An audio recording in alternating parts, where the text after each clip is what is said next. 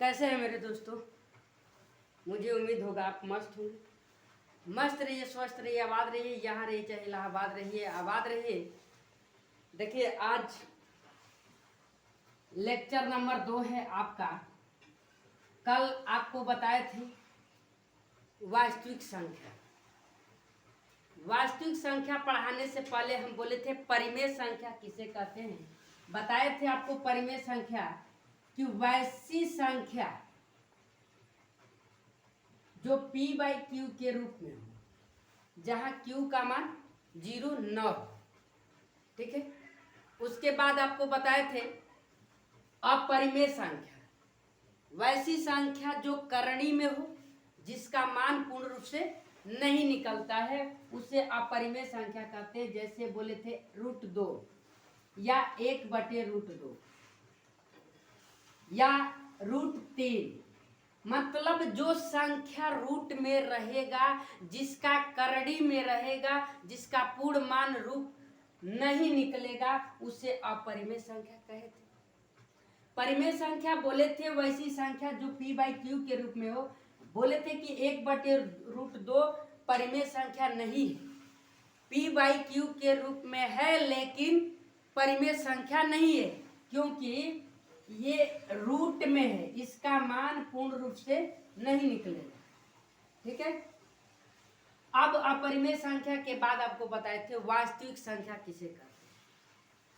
बोले थे परिमेय संख्या और अपरिमेय संख्या के योगफल को वास्तविक संख्या कहते हैं। आपका अब ये परिमेय संख्या था 2 और अपरिमेय संख्या रूट हो गया 3। ये दोनों मिल करके वास्तविक संख्या बना। अगर घटाते तो वास्तविक संख्या नहीं होता, अपरिमेय संख्या ही होता। आपके क्लास में 2 + √3 वास्तविक संख्या है, पर कोई वास्तविक संख्या कहेगा नहीं, क्योंकि आपके बोर्ड एग्जाम में हमेशा बार बार पूछता है, आपसे बार बार जबरदस्ती करवाता है कि इसको सिद्ध कीजिए 2 + √3 एक अपरिमेय संख्या होता है, और आप सिद्ध भी करते हैं। आपको पता है कि ये बात गलत है, फिर भी आप उस गलत को ही सही मान करके बोर्ड एग्जाम वालों को सही बना करके दिखाते हैं। परिमेय संख्या और अपरिमेय संख्या के योग को वास्तविक संख्या कहते हैं। ये कल की बात थी। आज लेक्चर नंबर 2 है। आपका सिलेबस यूक्लिड विभाजन प्रमेयिका से स्टार्ट किया जाता है।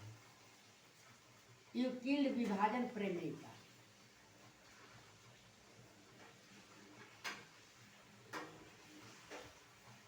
यूक्लिड विभाजन प्रमेयिका, जरा ध्यान से सुनिएगा। कल आपको बताए थे परिमेय संख्या, अपरिमेय संख्या और वास्तविक संख्या। उम्मीद करते हैं आपको कोई डाउट नहीं होगा। आइए आज यूक्लिड विभाजन प्रमेय संख्या को समझते हैं। आप बचपन से लेकर के आज तक भागा सीखते आते हैं। अगर कह दिया जाए आपको कि 2 को भाग लगाइए, 2 से 7 को आदमी है, 2 को फल बांटना है, यानी 2 को आम का आम ले लीजिए और उसको 7 आदमी के बीच में बांटना है। आप कैसे बांटिएगा? तो सबसे पहले आप भागा कीजिएगा। 2 का पहाड़ा कितने बार पढ़िएगा कि 7 हो जाए या 7 से कम रहे? 3 बार। कितने बार? 3 बार। तो 3 दूध त्याग कितना हो जाएगा? दूध त्याग 6। घटा दीजिएगा तो कितना हो जाएगा? 1। घटा दीजिएगा तो कितना होगा? अब देखिएगा, घटा दीजिएगा तो कितना होगा? 1 होगा। ये 1 बच गया। इस 1 को क्या करेंगे आप? इसको शेषफल लिखेंगे। क्या लिखेंगे? शेषफल। और इसको क्या लिखेंगे? 3 को भागफल। क्या लिखेंगे? भागफल। और ये 2 को क्या लिखेंगे भैया? भाजक। क्या लिखेंगे? भाजक। और इसको 7 को क्या बोलते हैं? भाज्य बोलते हैं। ये आप दूसरे क्लास से ही स्टार्ट कर देते हैं, पहले क्लास से ही स्टार्ट कर देते हैं पढ़ना। सोचिए, आप पढ़ते आते हैं पर आपको नाम तक पता नहीं रहता है कि इसको कहते क्या है। तो भैया आज के बाद बता दें, आज से सुन लीजिएगा, आपको कोई डाउट नहीं होना चाहिए। एक व्यक्ति था हम ही लोग की तरह, उसका नाम था यूक्लिड। पहले के जितने आदमी थे सबका ससुरा बकलोले टाइप का नाम रहता था। ऐसा नाम रहता था कि आप बोल नहीं सकते हैं शिव जी से।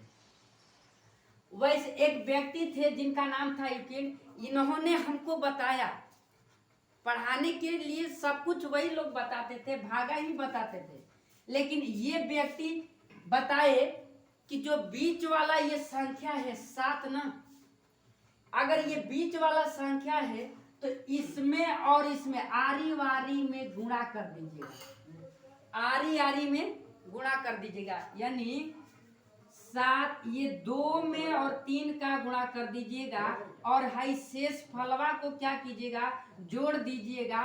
तो ये प्रक्रम ही उन्होंने बताया। कौन? यूक्लिड विभाजन प्रमेय का बताया कि भाज्य बराबर भाजक गुणे भागफल प्लस शेष होता है। समझ में आया? इन्होंने इनको आप कैसे डिफाइन कीजिएगा कि यूक्लिड विभाजन प्रमेय का क्या है? अगर आपके बोर्ड एग्जाम में पूछ देता है तो कैसे कीजिएगा? तो सुनिए, यूक्लिड विभाजन प्रमेय का एक महान व्यक्ति थे। यूक्लिड साहब एक महान गणितज्ञ थे। उन्होंने गणित के बारे में बहुत कुछ अध्ययन किया, अवलोकन किया, बताए। वो अपने अध्ययन और अवलोकन से बताए कि भैया ये भाज्य जो होता है ना, भाजक और भागफल के गुणा और शेष फल के जोड़ के बराबर होता है। ये बात किसने बताया? यूक्लिड साहब ने बताया। ऐसा नहीं कि हम भागा नहीं पढ़ते थे, भागा पढ़ते थे, लेकिन हमको नाम नहीं पता था। याद कीजिए, बचपन में बहुत फिल्म देखते थे हम लोग, लेकिन उस फिल्म का क्या नाम है पता नहीं चलता था, बस देखते थे। वही हम लोग भागा बनाते थे, सर जी भी भागा दे देते थे होमवर्क में, लेकिन उसको बताते नहीं थे कि ये क्या है, ये क्या है। भाज्य बराबर भाजक गुणे भागफल प्लस शेष होता है। ये बात किसने बताया? यूक्लिड साहब बताए। तब हमें जाकर के ये 10वीं क्लास में मिलता है कि यूक्लिड का प्रमेय लिखिए। ठीक है, तो सुन लीजिएगा, यूक्लिड विभाजन प्रमेयिका में लिखिए। यूक्लिड एक महान गणितज्ञ थे। यूक्लिड एक महान गणितज्ञ थे। उन्होंने अपने अध्ययन और अवलोकन से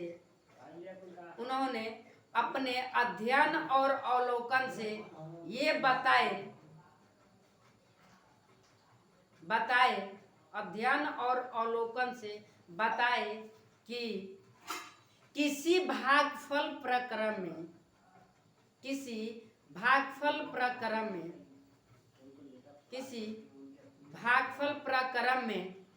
भाज्य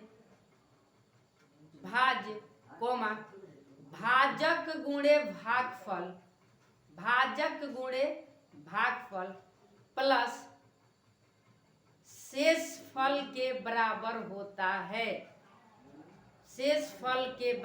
होता है। मुझे उम्मीद होगा आपको ये बात समझ में आई होगी। इन्होंने बताया क्या मेरे भैया, सुनिएगा जरा। आप जो ये लिख रहे हैं, क्या लिखे हैं कि भाज्य बराबर भाजक गुणे भागफल प्लस शेष के बराबर होता है। शेषफल भी कर लीजिए, उससे कोई दिक्कत नहीं है। ये बात किसने बताया? यूक्लिड साहब बताए। कौन बताए? यूक्लिड साहब बताए। यूक्लिड प्रमेय से, ऐसे कर लीजिए, यूक्लिड प्रमेय से। समझ में आया? यूक्लिड प्रमेय से कोई दिक्कत? यूक्लिड प्रमेय से आप जरा ध्यान से देखिएगा, यूक्लिड प्रमेय से ये 7 हो गया, 7 का मान हो गया, और भाजक क्या है 2 है, 2 हो गया। भागफल क्या है भैया 3 है, गुणे 3 कर लीजिए। शेषफल क्या है 1 है, प्लस शेष कर लीजिए। इन्होंने ही बताया था इसको, समझ में आया? उम्मीद करते हैं आपको ये बात समझ में आया होगा, अच्छा लग रहा होगा। यदि अच्छी लग रही है बात हमारी तो प्लीज चैनल को सब्सक्राइब और दोस्तों के साथ शेयर जरूर कीजिए। और एक और कंसेप्ट सुनिएगा, एक और कंसेप्ट यूक्लिड प्रमेयिका के द्वारा मस ज्ञात करने का नियम।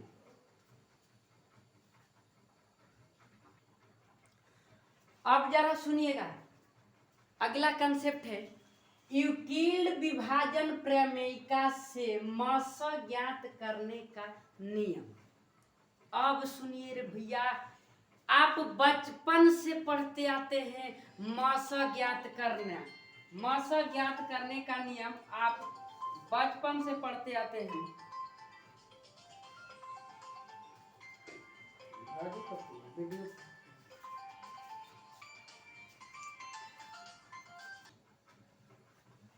बचपन से पढ़ते आते हैं, ठीक है। मस ज्ञात करने का नियम, ऐसा नहीं कि इससे पहले आप मस नहीं ज्ञात करते थे, करते थे, लेकिन ये जो आदमी था व्यक्ति यूक्लिड, ये बताया कि नहीं रे बाबू तुमको मेरे अनुसार चलना है।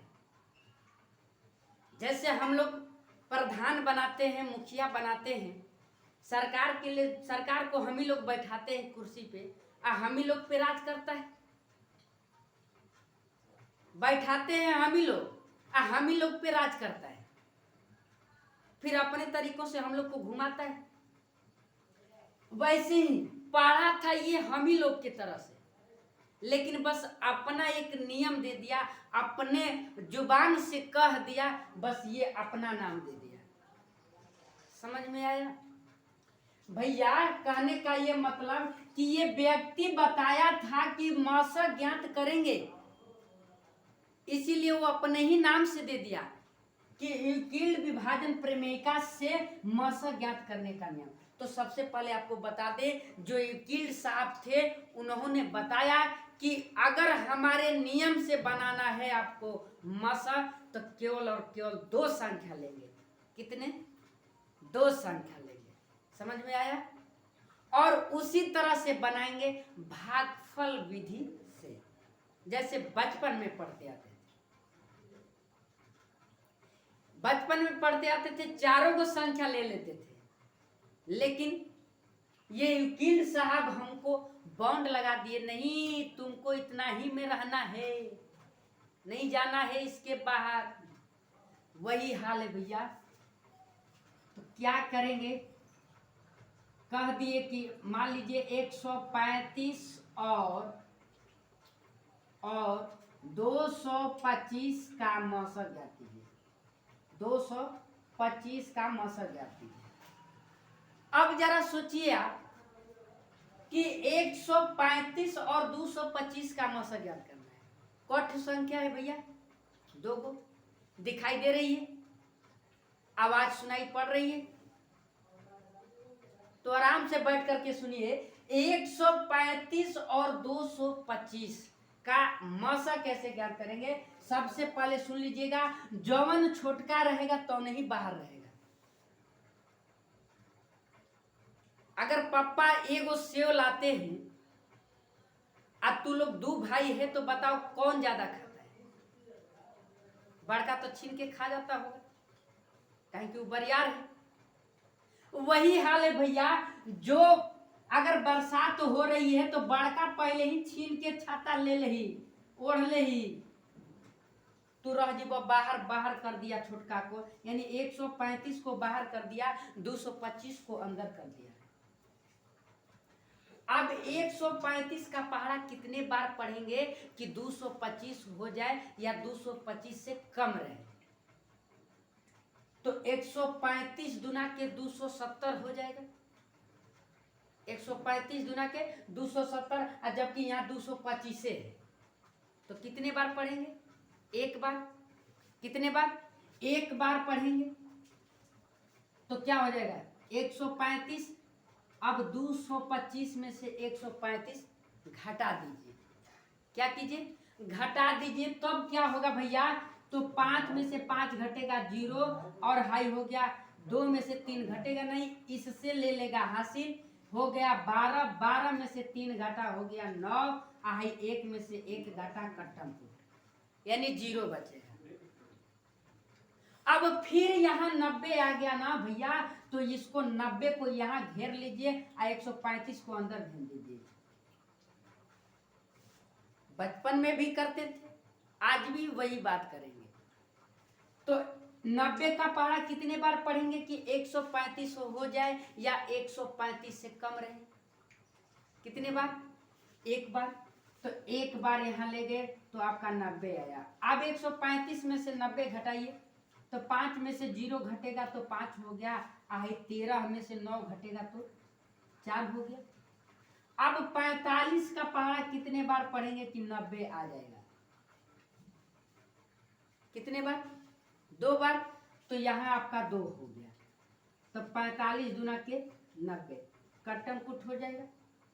यानी आपका जिसके पहाड़ा में कट जाएगा वही मौसक कहलाएगा। कौन बताइए? हम नहीं बता रहे हैं बबुआ, ये वकील साहब बता रहे हैं कि जिसके पहाड़ा में कट जाएगा वही मौसक कहलाएगा। समझ में आया? कोई दिक्कत? तो ये उसी तरह से हम बनाए हैं। वकील विभाजन प्रमेयिका के द्वारा मौसक ज्ञात करने का नियम में ये है, लिखिएगा, बोल रहे हैं। वकील विभाजन प्रमेयिका के द्वारा केवल और केवल 2 संख्या लिया जाता है। केवल और केवल 2 संख्या लिया जाता है। हो गया? फिर उसके बाद हाई एग्जाम्पल में लिख लीजिएगा। आप 2 ठो होमवर्क दे रहे हैं, बना करके कमेंट में जरूर भेजिएगा। ईमानदारी का फल मीठा होता है रे बबुआ, बनाना जरूर।